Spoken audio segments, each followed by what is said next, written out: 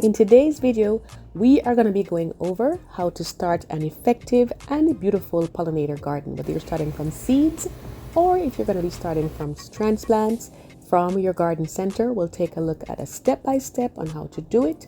We'll also take a look at 9 common mistakes that are made so you can have great success by avoiding those.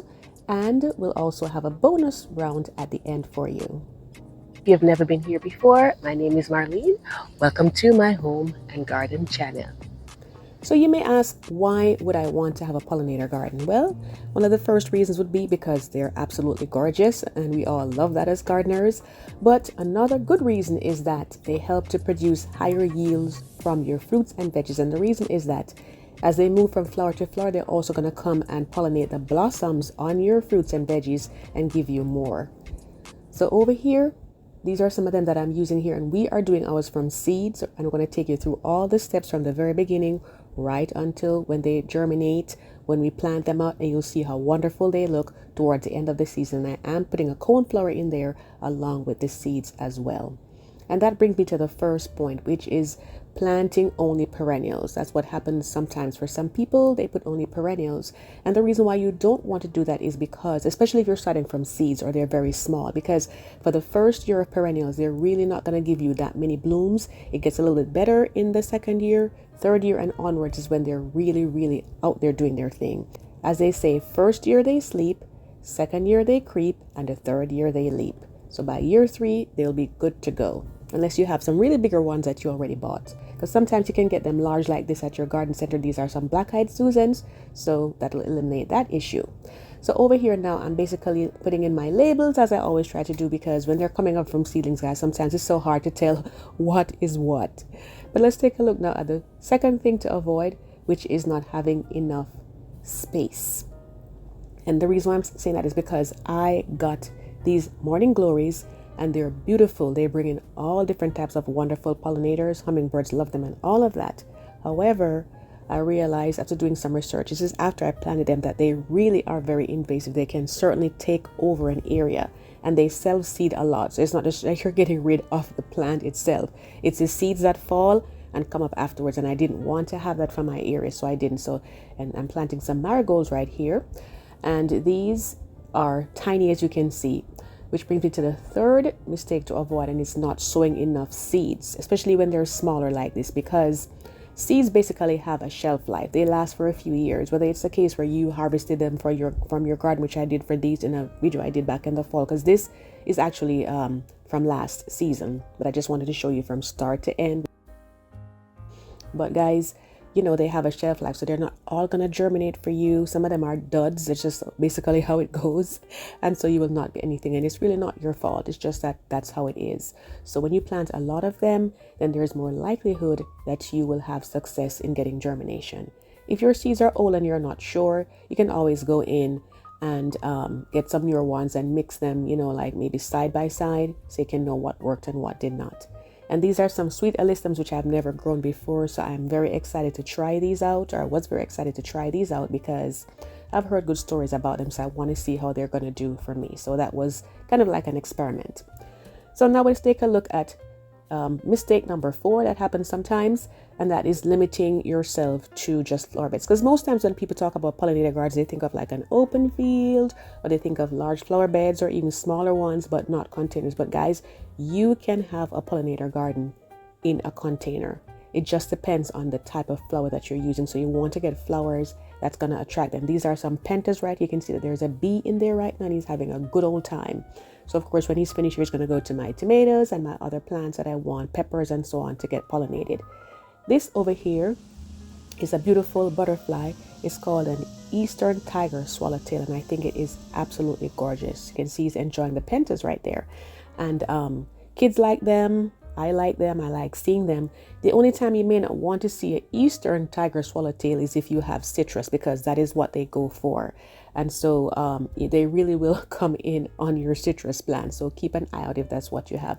And the caterpillars that they produce are actually called orange dogs. If your plant is younger, it's more susceptible to them if they're older. Because like my mom's lime tree, you know, she had we would see them from time to time, but the tree was pretty large, so it was never an issue for us. So it just depends on the size of your plant. We'll talk about other control ways as well further down in the video. By the way, guys, I love dogs. This is my little one before he had passed. What a good time we used to have in the garden.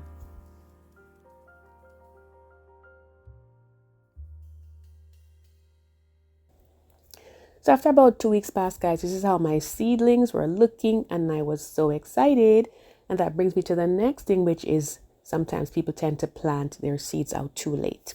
You can sow your seeds in the fall. If you have mild winters, it's perfectly fine. They'll go dormant and then they'll come up in the springtime, or you can plant them right after the winter. Once you've gotten to about your first frost date, you can go in, or I should say your last frost date, pardon me, you can plant them at that time. So they'll be fine coming up. So this is what they were looking like. And the timing was reasonable as far as what I was doing. So you want to also put them at the same time with the things that you're growing along with them, like your tomatoes, peppers, eggplants, and all the other things that you may want to put in there. So they'll come up together. But if you're doing them from, transplants, it's a different story. So this is the area over here, guys, that we are actually going to be putting our raised bed, and my husband is going to make it from cinder blocks. So over here we have some iris, and they're in part shade, which brings me to the next thing, and it's about lighting. Some people, they'll plant them in shady areas, and that's not going to give you success. But we'll take a look at that further. But right here, he's forming out the raised bed. You can see how he did it with the cinder blocks. It's 4 on the long side and 2 on the short side. So if you wanted to know how to do it, there's an option there for you guys. Moving on back now to the lighting issue, which is that they need to get full sun or part shade. That's what pollinators want when they come in. There's some of them that like shadiest, but for the most part, most of them, they're sun lovers. So you want to put your plants in an area where they're going to get sun, so they'll be encouraged to come on over and have a good old time, like this bee is on my coneflower here. So over here now, he is digging in here. If you are doing a no-dig raised bed, then you don't have to do what he's doing. You can just basically spread some cardboard on top of the grass or weeds, whatever you may have. And then you can put your soil on top a few days after on top of the cardboard, and it will be okay. If you needed a lot of depth, you can always go another row on top of that, and that way it will be high enough, because sometimes you may want to have like your bed being a little bit deeper, then you can go ahead and stack another row on top of it. So over here now, this is what they were looking like. Another 2 weeks. You can see at the back that we had the cosmos. Those are the taller ones, and it's already flowering, which is kind of surprising to me. I thought that was kind of premature. And then we had the marigolds in front of that, and then we had the sweet alyssum in front of that. So you can see how they're doing there. And just to say that this is why it's good to have your perennials, because right here you can see that the coneflowers are blooming. So it basically would be the second year for them, so they don't have a lot of blooms, but they have enough to get things going. And if you wanted to know how to do your transplant step by step, because I did leave that step out, I didn't capture it, but this video is going to show you exactly how to do it when I transplanted out my winter sowing that I did. Moving on to number 7, which is one of the common mistakes, is not having enough variety in your pollinator garden. You want to have biodiversity where you have different types of pollinators coming in. So that means you'll want to have different types of flowers. So those are the coneflowers back there. We have some marigolds right here. And not only that too, you want to be sure that they bloom at slightly different times, because these are the pentas that you saw earlier right here. They've just started blooming out. So there's always going to be something blooming, so that they'll always have something, to attract the pollinators throughout the growing season. And of course, the different shapes are important too, because like these, these are the little petunias right here, the wave ones. And hummingbirds like these because they like funnel shaped flowers for the most part. So sometimes people don't think of hummingbirds as pollinators, but they definitely are too. And they move so fast, guys. It's so hard for me to capture them. Sometimes my son has to capture them on video for me, but they move pretty fast. But they love trumpet shaped flowers, so it's a good idea to mix in some of those as well. These right here, these are called glow sticks, and they absolutely love them. And these are perfect for dry conditions, like they're kind of drought tolerant plants, so this is a good one to have. And just wanted to take a moment to invite you that if you have never subscribed to my channel before, be sure to hit the subscribe button and tap the notification bell twice so you never miss an upload.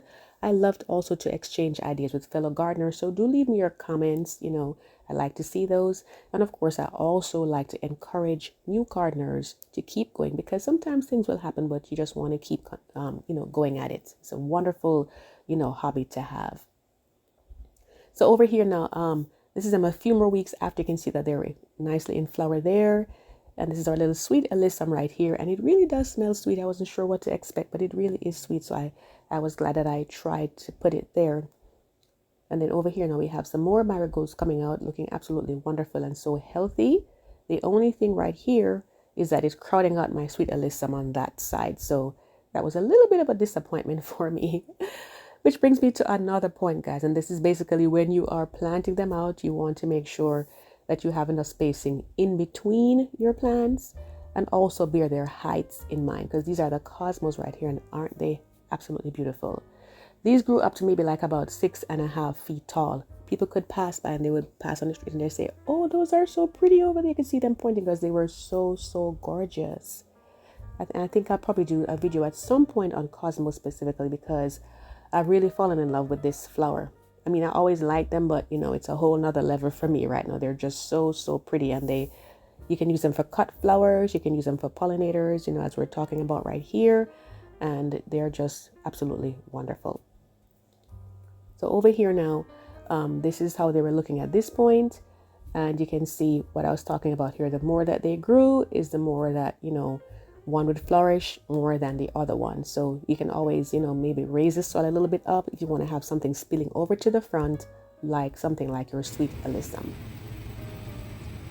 So this is a pollinator right here enjoying this wonderful cosmos, and it is an annual, which brings me on to the next point, which is sometimes a mistake is made of planting only annuals, especially if you're sowing seeds. You may just want to, you know, put something out there that's all annuals and they all come up at the same time and go down at the same time. Pretty much, you want to mix them with your perennials, so that way, when the perennials are getting a little bit stronger, they have a head start in terms of their blooms.